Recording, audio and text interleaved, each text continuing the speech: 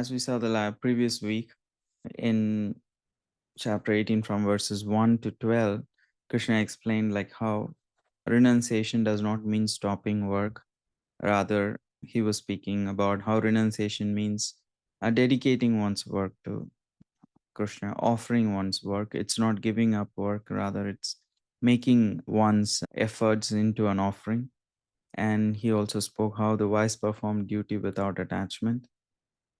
And he also explained how by properly understanding how to dedicate one's actions with detachment or without attachment, one becomes free from karma. We have heard this many times, these concepts. And this is not the first time, because essentially it's a summary chapter. It's it's like a recap of whatever he spoke in the 17 verses. Now, in this particular section, starting from verse 13, Krishna is going to explain what is the right understanding which will free one from karmic bondage. If freedom from karma depends on right understanding, then what is that right understanding which will actually free from one from the karmic bondage?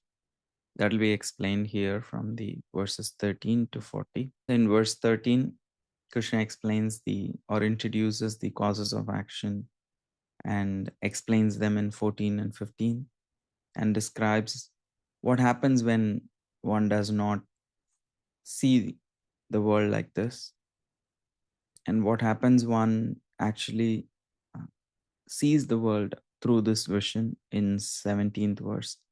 And he gets into the internal factors of action. We will explain anyway in more detail. I'm not going to explain it further here. Why these verses are being explained, as we already saw.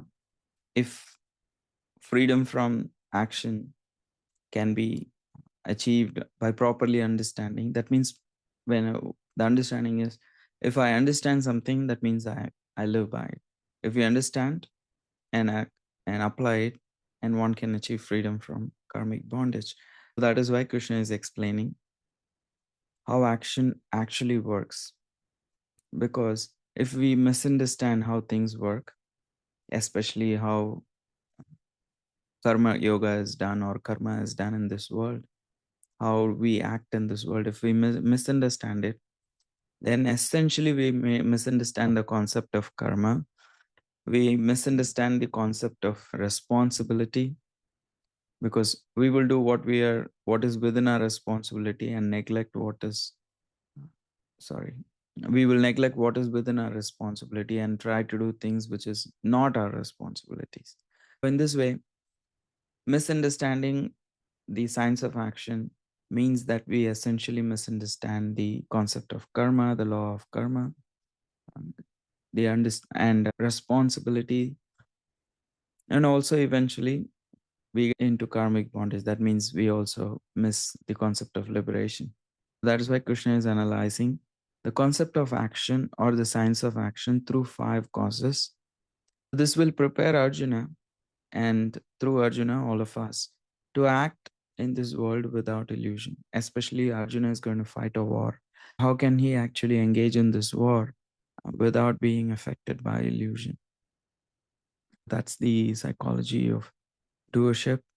The usual trap of the usual trap of ego is basically the one end of ego is pride and the other end of ego is guilt. The one end of the ego where there is pride, one thinks that one is completely independent and I control everything, or everything should be controlled according to my desires.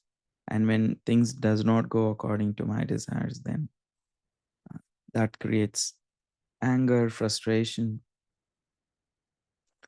This is one side is the egoistic pride, and the other one is, oh, nothing is in my control. Everything, whatever happens, I don't have anything in control. Like complete neglect of one's responsibility. It can lead to guilt or apathy. Either way, thinking that everything depends on oneself is the psychological trap of ego. and which really affects each one of us in our daily life, whether we are aware of it or not. In small and big ways, this tendency affects us. We subconsciously think that things should go according to my desire completely all the time. And it can really cause much frustration and can set the tone for our day, week, month, whole life. That's Gita is like taking it very important. Krishna is explaining here that every action that we do in this world is a cooperative feature, because we are a doer, but we are not the only doer. And Krishna is going to introduce the concept, quoting Vedanta, that how action is never produced by one factor. There are multiple factors. And what are those factors? When we understand it and when we accept it, we can overcome the pride or the guilt, because the pressure of being the one in control all the time can be quite heavy, can be quite draining. And we don't need to suffer with that complex. That is why Krishna is introducing the 5 causes of action, so that we understand how do any action in this world actually happen. Say you join this class, or I'm you know, presenting this, like this, any particular action. So there is a principle underlying, and that's what Krishna is introducing. That he says, Arjuna, that Vedanta is explaining that there are 5 causes behind every action. No action is just coming from a single source. In order to understand the concept of action and the law of karma, we need to understand all the causes properly. Prabhupada in the purport very clearly says that Vedanta represents the ultimate understanding, ultimate philosophical understanding. That's why Krishna is bothering to use Vedanta here in order to explain us the idea of action. Every action has multiple contributing causes, which we will see in the coming verse. And Prabhupada, of course, introduces us even before Krishna introduces us to some of those causes. He speaks how Supersoul ultimately oversees all these activities. And Krishna as Supersoul is seated in our hearts and is guiding us in ways. Of course, we will see the explanations of it in the coming verse. But again, summarizing the purport, he says, if although every action normally produces reactions, he's directly going to a theme. Prabhupada is not just speaking about what Krishna is speaking. Prabhupada is addressing the overall theme of the chapter. He's saying, okay, why would, if every action is bringing a reaction, why would a Krishna conscious person does not get a reaction? He says, oh, because Vedanta teaches there are 5 factors, and one of the factors is Supersoul. If anyone whose actions is aligned with the guidance of the Supersoul, or it is dedicated in devotion to Krishna, then they no longer create karmic reactions. Of course, Prabhupada gets into the theme very quickly, which Krishna is going to explain gradually. Summarizing Prabhupada's purport, like freedom from karma is possible when we recognize that actions are not independent events, but occur within a divine system, especially is governed by the Supersoul. We will see that in the coming verse. This is a quote from Isaac Newton. He says, if I have seen further, it's by standing on the shoulders of giants. He's acknowledging that his work has been built upon many other people. Great people never claim all the credit to exclusively to themselves. Now we are giving this 5 causes, 5 causes, 5 causes. What are those 5 causes? Krishna is explaining, listing those 5 factors, especially in the verse 14. Adhishtanam tata karta karanam cha pratak vida. Vividasya pratak cheshta karana daivam chaivatra pancha, which is body, the place. Adhishtanam tata karta, the one who is doing this, the senses that one needs to in order to accomplish the task, the endeavor that one needs to make in order to actually fulfill an action. And on top of all of this, Supersoul has to, sanction. Say, for example, if I want to eat cheesecake, then first of all, I need to have a body to enjoy it. That's of course there. Or to make it, or to buy it, or to get it, whatever. And the soul needs to have a desire to eat. If I hate sweets, or if I just don't like cheesecake, or I'm not hungry, if I don't have the desire, then it won't happen. The soul needs to actually desire or accept. And the senses, say for example, if I'm, for some reason, if I'm not like experiencing any taste, my tongue is like tasteless, or I have a pain, or I have some difficulty in eating, I have a toothache, I'm not able to even open my mouth.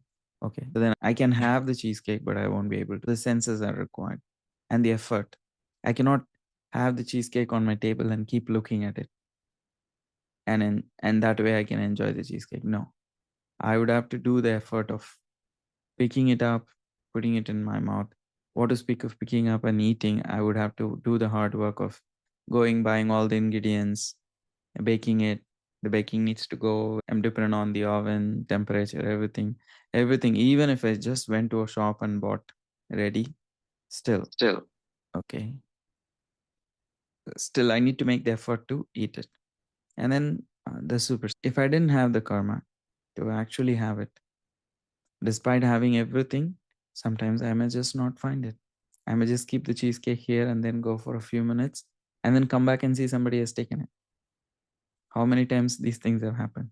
We go to a program and we know, oh, there is gulab jamuns for the prasad, and we're thinking, oh, after the lecture, I'll have the particular item. This is like my favorite. You stand in line and you realize that particular prasad got over just a person before you. When you go to get the prasad, they say, we're sorry, we're running out of gulab jamuns. That's all we had. Sometimes, yes, we may not have the sanction. Despite all our efforts, ultimately, why is Prakriti not mentioned here as executor? Prakriti is part of the Adhishtanam, the body, the senses, and the effort, all of that. In this particular example, say for example, body I'm using, but nature is included in terms of, say, I need cheesecake. Where are my ingredients coming from? I need to bake it. Where are my facilities to bake coming from? They're all part of the material nature. My senses are made of matter. In that way, Prakriti is there. Say, for example, I'm making an effort. I'm lifting this. There is law of gravity. There is all these physical laws that is involved. In that way, Prakriti is involved. Action occurs through the cooperation of the individual effort and the divine supervision, both. In general, the Supersoul sanctions many things. I can choose to be distracted. I can just be here and then my phone can go off with a notification and I can just like get distracted because that much freedom we have. But if I say I need to fly like Superman, I'm thinking, oh, let me, like it's snowing today. Let me just have a great experience of flying like a Spider-Man or like a Superman. I may not be able to. I can just jump off my window, but probably I'll be going down. I may have many desires, but not all desires will always be fulfilled. The sanction, according to my karma, is also needs to come from the super soul. A lot of things we is within our ability, but there are things beyond our ability and beyond our karma. Both is there. In the purport, Prabhupada does explain how body provides the platform for action and the soul acts through the senses, and the effort and energy enable the activity. And the super soul ultimately permits and supervises the actions. The super soul does not actually push us to do anything, but does not stop us from anything either. It just gives a small, feeble voice. Hey, this is wrong. You shouldn't do this. You could better manage your life this way. You may get an intuition in your heart. You may get a little voice, but you are the person who has to hear and take the action. Prabhupada in the purport also quotes how the soul is the seer and the doer. This is the main slide for the week, I would say. There are 5 factors of action. The question is, who really is performing the work? Because there are 5 factors. For any action to happen, we need the body or the any kind of physical platform. Usually the body is one of the main elements. Doer, the soul, who's conscious, who initiates or has the desire to act. And then the supreme, who's a super soul within a heart, who ultimately sanctions and oversees the actions. And then the senses, the Karanam, the various instruments, including the mind used to execute the work, and the effort, the many separate endeavors and energies required to complete a task. All these 5 causes are involved, and understanding them is essential for giving up the egoistic pride and taking proper responsibility when we do things. This is the science of action as explained in the verse 14. And we see how this proper understanding can take away the illusion of exclusive doership. Otherwise, the false ego thinks, oh, I'm alone the doer. But if we want to become wise, then we recognize the divine participation and the cooperation of Prakriti and the contribution of various other people. In this way, we can act as an instrument free from karma. Otherwise, it's quite easy for the ego to think, oh, I did this. Just because we are not the only doers does not mean we are powerless. We are like independent, at the same time, not fully independent either. There are many forces that control us, and we are dependent on them. The effort is ours, the desire is ours, and the universe, the Prakriti, and the Supreme Lord, they cooperate and they sanction. When we understand this, success does not feel like pride, and failure does not feel like shame. These are quite a strong emotions that decides our life. A lot of things in this world, in our lives that we do, is driven by these 2 emotions. Either we are ashamed, we are fearful of being ashamed, or what will others think of me if I don't do this? Out of that feeling, also we can put a lot of pressure on ourselves, and we can do. And sometimes when we don't really accomplish things, then we can feel like a failure because there is a strong shame. And there is a strong pride when we achieve things also. That can be, these are all 2 sides of the ego, both coming from believing that we are the exclusive doers. And that's why Krishna is again taking this time to explain this concept. And in the purport, Prabhupada is clarifying how body is the field where action occurs. We have spoken about these things, but just summarizing what Prabhupada says. Different actions require different efforts, but ultimately everything is dependent on the super soul. And when a person acts in Krishna consciousness, usually karmic reactions don't affect them. Naturally, there is one question at least that comes to my mind. I assume that you are also thinking about that question. That natural question is, okay, if 5 distinct forces have to cooperate in order to produce any action, why does the soul alone carries the karma? Why is the soul that suffers alone? Why that partnership of responsibility is divided among all the 5 factors? Do you think that's a reasonable question to explore? This can appear in our lives in many ways. Or if I'm not the doer, why am I responsible for my actions? Or then why do I suffer for my actions? Why not the super soul? Or we may ask, if I'm not the doer, why do I suffer karma? If I'm not the doer, then why am I not? Why am I not? Why am I responsible for my actions? In multiple ways, this question can come up. The main understanding that Krishna is speaking is desire determines karma, because the body and the senses and the effort that we put, and the Supersoul, they all don't initiate. They don't have the desire part. It's the soul that possesses the desire, and we will explore why so. As we say, the body is like the platform in which the action takes place. It's the foundation. It is matter. It does not have its own desire. And the senses, again, they are matter. They don't. They can be controlled. They don't have individual desires of their own. My hands don't have a desires of their own. They may have attachment to certain kind of experience, but my tongue or my eyes, they just in themselves don't have a desire. They may be conditioned to certain kind of enjoyment in this world. And efforts and processes, they are mechanical energy, and various physiological processes are involved in executing the task. But those tasks in itself does not mean they can have desire. And the super soul is a divine sanctioner in the heart, as Srila Prabhupada says, the Supreme Lord is the super cause. He's not the immediate cause. He's not inducing us. Even if he is reminding us of something that is because of our previous karma, he's not independently introducing something in our life or invoking something that we get bound. The last factor is the soul, is the conscious individual performing the action. While the soul is dependent on the other four factors to execute the work, the soul provides the crucial spark of intention. That is why the Upanishads say the soul is a seer and the doer. So the body is merely the field.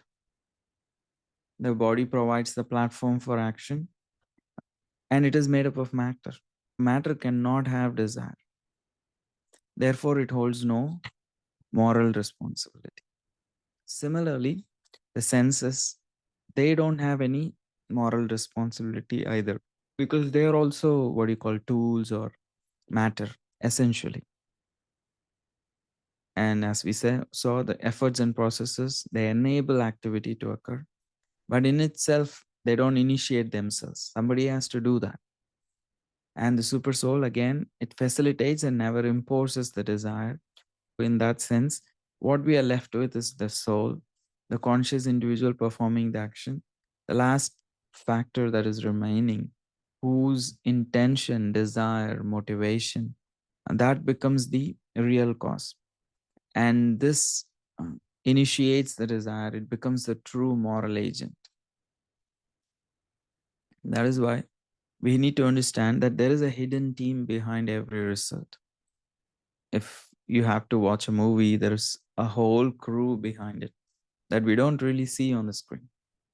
So similarly, there are multiple actions, forces in working together in order for us to achieve anything. When we try to understand in an analytical way, then we can gradually develop detachment. That is the idea. Understanding it from the lens of jnana, we can gradually understand and become sober and don't just be too, what do you call it? We don't just grab all the credit. We're not too desperate for all the credit. It's a gradual thing. That's why knowledge is required, and that's what Krishna is explaining.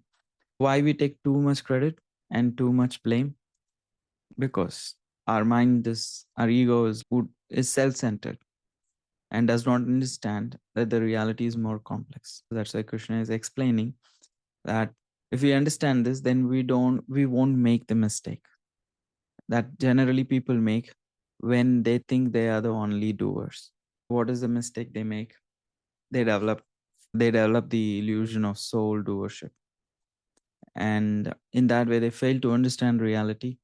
And such thinking ignores the other causes behind action and reflects their immaturity.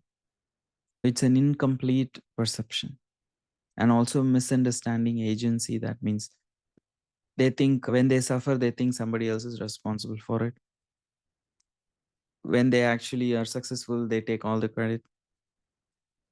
And when something is failure, then it's all someone else's problem.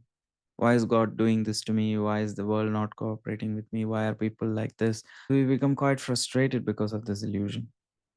That's why Prabhupada is saying, ignoring the divine participation, ignoring the role of Supersoul creates illusion. Thinking oneself the only doer is actually is called as the effect of illusion or ignorance. And Prabhupada explains how a foolish person ignores the role of the Supersoul and other causes of action. And what is the difference between effort and control? Means effort that we put is something is based on our intention. It's within our control. We choose. But control, the outcome is where we don't have control. The more we understand what is within our control and what is outside our control, we can save ourselves from unnecessary frustration in life.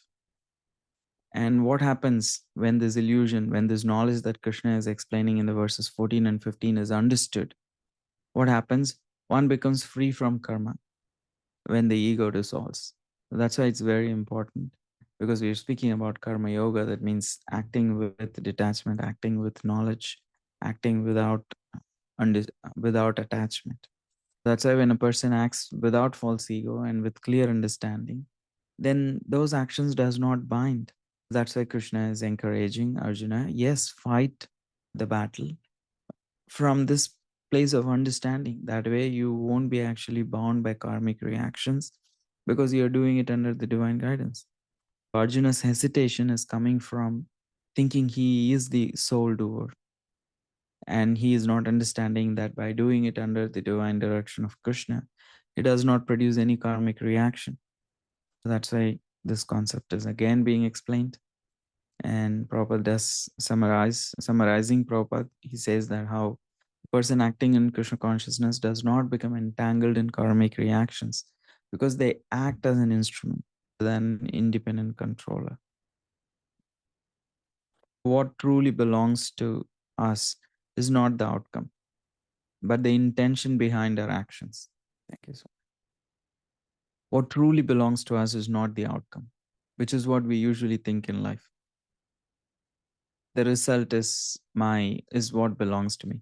But actually what we become responsible is for the intention, not for the outcome alone.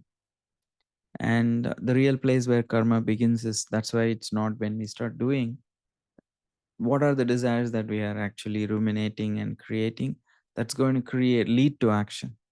That's why we need to watch our desires.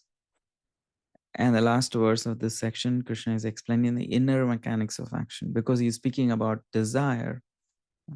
What is that desire? Where does it come from? He speaks in the 18th verse, the inner mechanics of action. He speaks that how there is knowledge, there is object of knowledge, and the knower. Okay, let me make it simple. Let me go to the inner mechanics of action. That Krishna speaks, or Prabhupada explains in the purport, there are three factors of motivation or impetus. That means what? In order for me to say, for example, I realize, oh, this is a new pen in the market, I need it. For that, I need to know that this pen was introduced in the market. Otherwise, I would never know. I would never have developed a desire. For any desire to happen, something called a pen needs to exist, or this particular new pen needs to exist. And I need to know that it exists. That is when impetus or motivation can come. Three factors are required for motivation. The object of knowledge, that whatever I'm desiring, that thing needs to exist, and I need to know it. And as a person, I'm also involved, that I need to exist. If the soul is not in this body, then the soul cannot develop the desire. So all these three things are included. I'm sorry, this is like little dry, this whole section, because this is understanding action through knowledge. It's more of a analysis and analyzing this concept. So it is little technical. So object of knowledge, what did you say for object of knowledge? Object of knowledge is, say, for example, in this example, the pen is the object of my knowledge. Okay, pen is object, and then I am the knower. Like I am the knower, and I need to have the knowledge that such a pen is existing. and this pen has some special features and why it will be helpful for me. All that knowledge I need to have. That's when I'll develop a desire. Oh, I need that. Makes sense? Yeah, yeah. Thank you. Now I have a desire. What is the next step? I need to have the money. I need to have the hands to use it. I need to have the eyes to see it. Now, from the knower, I become a worker. Now I have the pen. I need to use the instruments. I need to pick it up. I need to have the senses in order to actually write that endeavor of writing. So that's when, from the desire to actual thing to happen, then from knower, I become a worker, and the effort itself and the instruments of action, all that is required.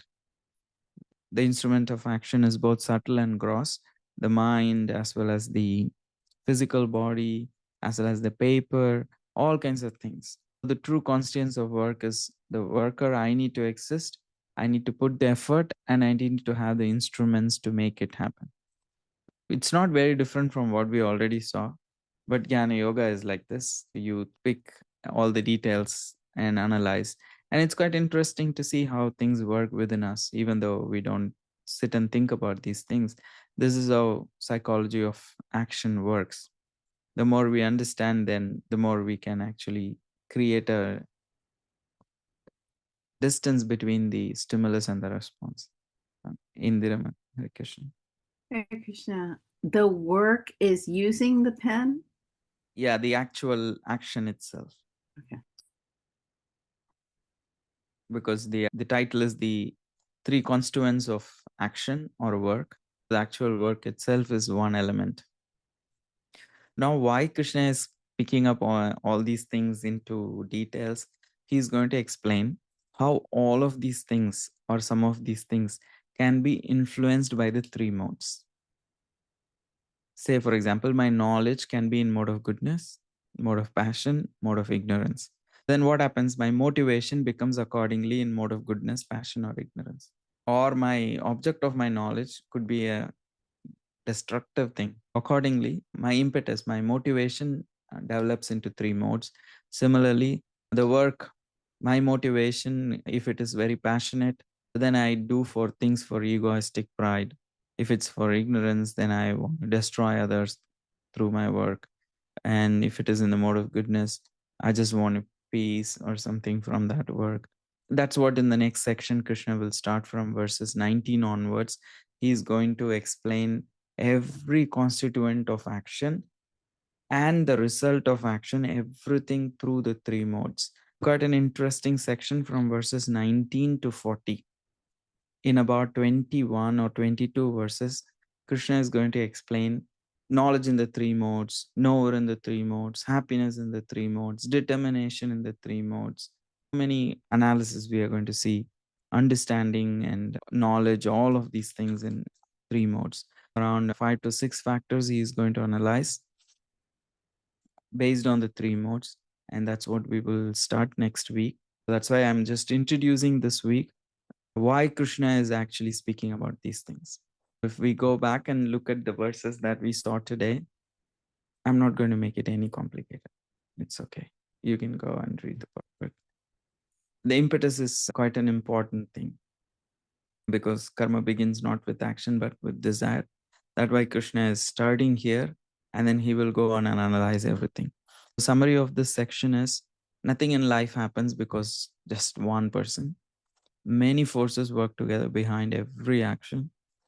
We all play a role, but we are not the only factor shaping the outcome. The body, the senses, the effort, the circumstances, and the supersoul all are involved. However, because the intention and desire belongs to us, which is where karma begins, we become responsible. That's why the soul is reaping the karma of its actions. However, when the actions are done without ego and in harmony with the divine, then there is no karmic bondage, and life works best when we do our part sincerely while understanding this whole knowledge. By this way, we'll be able to execute our work without bondage. That's why Krishna is speaking this section. Yes, lessons, as we already saw, actions are arising from multiple causes, and understanding all these 5 factors can bring about humility and clarity. And responsibility lies in our desire and intention. And when we act under divine guidance, then we become free from karmic reactions. And true wisdom is to see that many factors are in play. And one thing we can see is, how would my life change if I saw myself as an instrument and part of these bigger network rather than just a controller. The more and more I really see how everything is happening, and I pause and I understand how my desires are pulling me, pushing me, and how I am dependent on so many things. In that way, when we start analyzing and observing, then our life can be very different, can have a very different quality. And we also can see how we won't blame others the same way we might blame us or others. Freedom begins the moment we stop claiming absolute control. In this way, we see that freedom from karma, which Krishna is explaining, karma yoga, comes from aligning the desire with the divine. That's as simple as that. Even if we don't understand all the science behind action, Prabhupada is giving it very easy for us. Prabhupada is making it simplified for us. That if you align your desire with the divine, then everything becomes simplified in life. Pausing it here because it is quite a dense kind of a section. We're not like going further, and I'm pausing it here. And we will take from verses 19 onwards. I'm not sure if I can cover all until 40 in the next week because it's all a little bit technical. But it is also easy because it's all based on 3 modes. You can just like summarize. But still, once I start preparing, I'll know how technical it gets or how detailed it gets. Depending on that, 1 or 2 weeks, not more than that, we'll be able to complete this section of understanding action, doership, and analyzing them based on the 3 modes. Thank you. If there are any questions, any feedback, was it clear, understandable? Yeah, Purva? My question is, how can we better listen to the Paramatma who is guiding us, although we may have desires and to perform certain actions, but we have Paramatma who is telling us whether we should indulge in those desires or not. How can we listen better to that voice? Because at the moment it seems inaudible. That is why the Paramatma actually manifests as the spiritual master. The Chaitya Guru is the Paramatma, and the Chaitya Guru actually takes an external form. That is why we worship the spiritual master. For us, the preeminent spiritual master, Srila Prabhupada, he is saying, he's giving a broader ideas and understanding how if we mold our lives, it could be nice. We know, okay, don't eat this, don't do this. We have those rules, and also we have the do's, we have the don'ts, and we have the do's. By doing it properly, we are being asked to chant attentively. It may be difficult, but we don't give it up. We continue to try. In that way, gradually the mind becomes cleansed. When the mind becomes cleansed, Jitata says in the 6th chapter, Jitana means one who has conquered the Atma. How can one conquer the Atma? The word there in the purport Prabhupada also says, or in the commentaries, the word Atma there means the mind. Jita Atmana, the self who has conquered his mind or her mind. Jita Atmana Prashantasya. What is the first sign? They are peaceful. If the mind is controlled, naturally the person is peaceful. Because they are peaceful, that means there is not unnecessary noise inside. The voice of the Supersoul is very clear and loud. Currently, our minds are very fragmented, quite noisy. Many things are like all the time going on. Even when we keep quiet, there's much happening inside. We cannot just be peaceful. We are not just quiet. There is no inner silence. When that inner silence is there, then the Paramatma's voice can be very clearly heard. The knowledge that comes from the Supersoul can be very clearly heard. But now we have many desires and we listen to our ego and the external inputs and we are very distracted. Then it's quite hard. It does not happen overnight. It's a gradual process. As you chant more, as the mind becomes more and more pure, then naturally you can hear that voice at least a little better. If you're not able to always follow it, at least many times you cannot avoid not hearing it.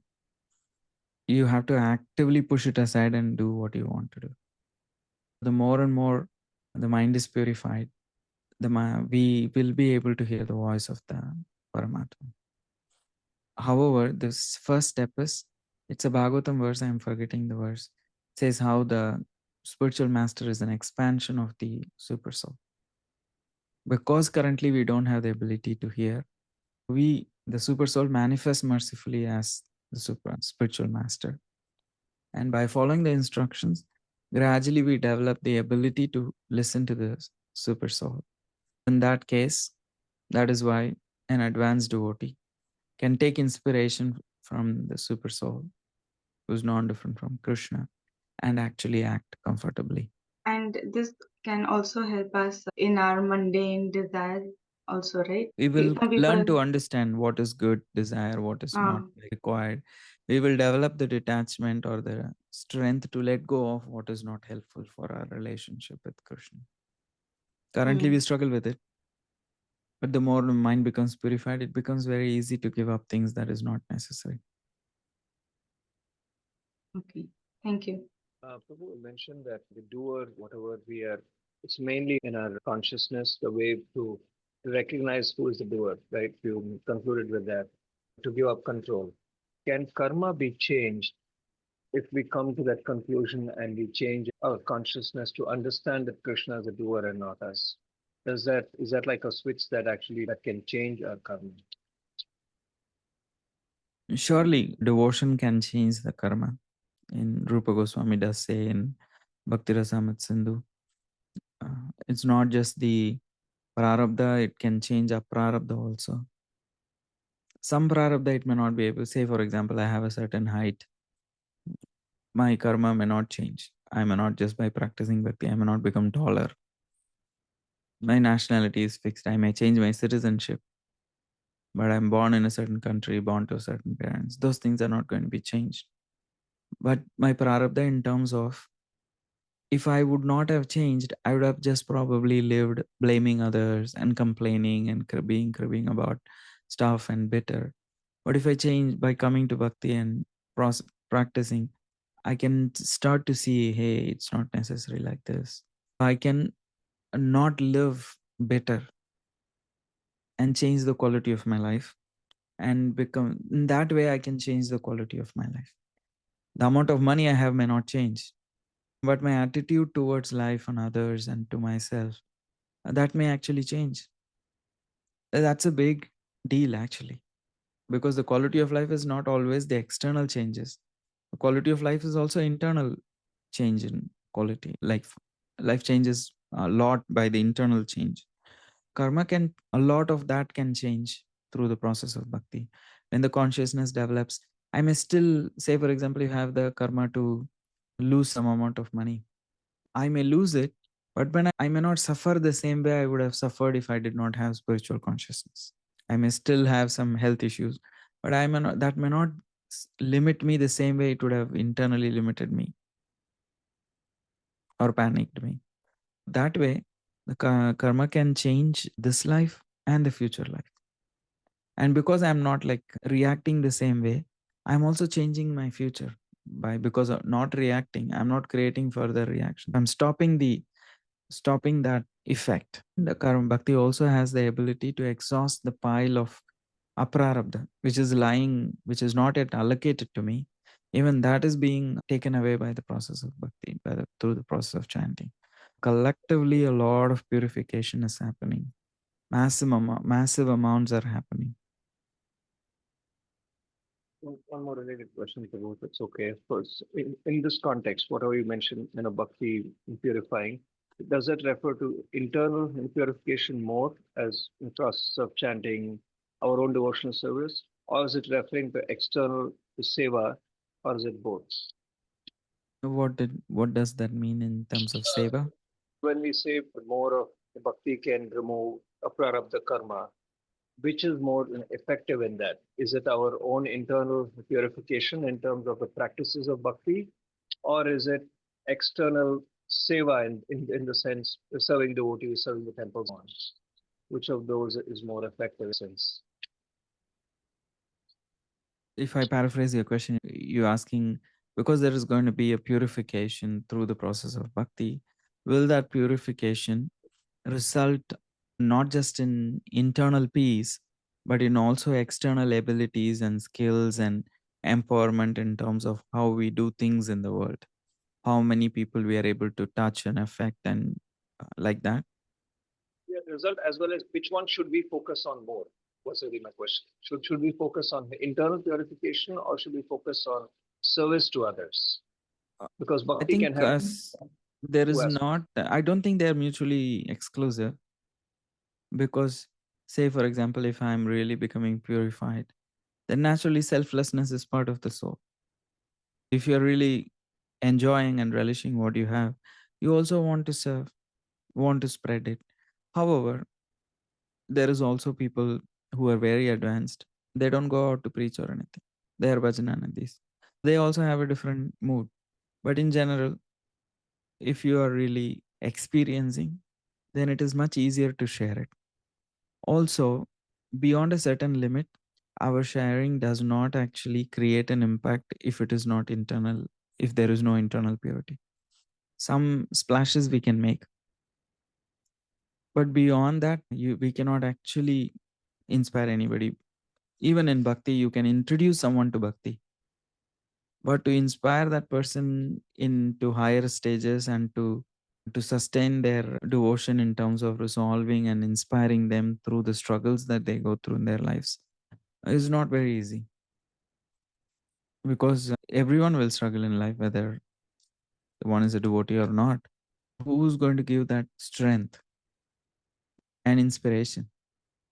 Introducing someone to bhakti is very hard, but it could be done by the mercy of Prabhupada if you just speak what is there in the book.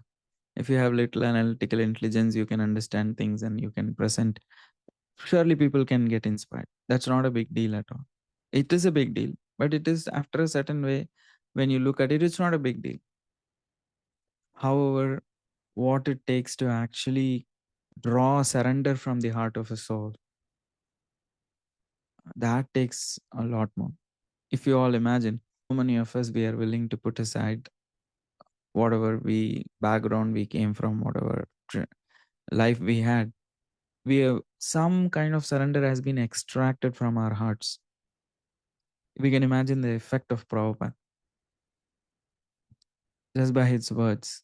He could literally extract that essential service attitude of the soul, to awaken that, to inspire that, amidst all the struggles that the soul will have with the senses and the mind and the desires in this world, amidst all that struggle, to keep, to remain as a source of inspiration and to make sure that fire of bhakti is continuing to glow within the heart of the practitioner. It takes a lot more spiritual commitment.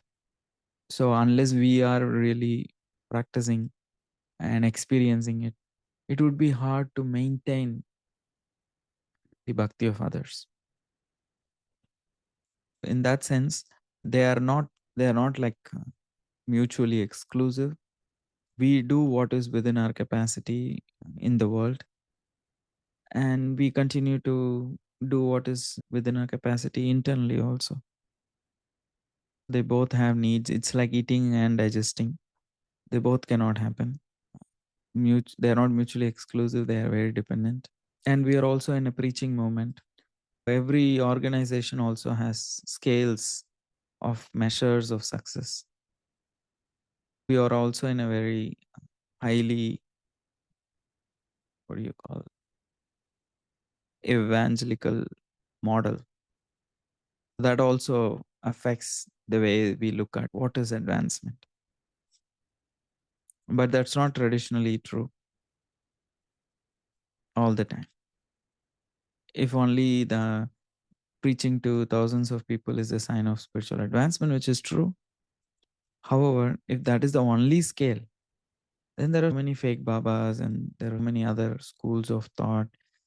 And you go to place like in this world, having followers has nothing. There are always people to follow. Any damn philosophy you have, there will be few people to follow. And we know people who have thousands of followers and questionable sources and questionable practices. That alone cannot be. Ultimately, it's quite rare in this world that one practices pure devotional service. Even to develop mode of goodness and to develop things like doing social service and helping others, those things are very good. But in itself, that does not mean it's a great spiritual accomplishment or that person has this great spiritual purity. That's why we will see the influence of the three modes in the Krishna is analyzing everything through three modes.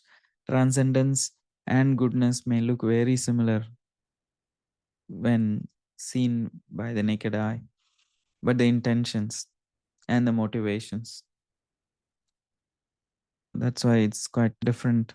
Pure devotion services is not that easy, because that requires a lot of selflessness in the sense like Krishna's pleasure. It's easy to say, it's very difficult to actually be living like that.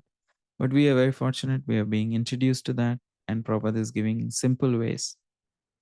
And chanting is one of the primary ways and the most effective ways to actually develop that attitude. All this understanding that is there here, even if you don't understand any of that, if you just chant Hare Krishna sincerely, in the mood of service and commitment to Prabhupada, all this knowledge gets revealed in our actions.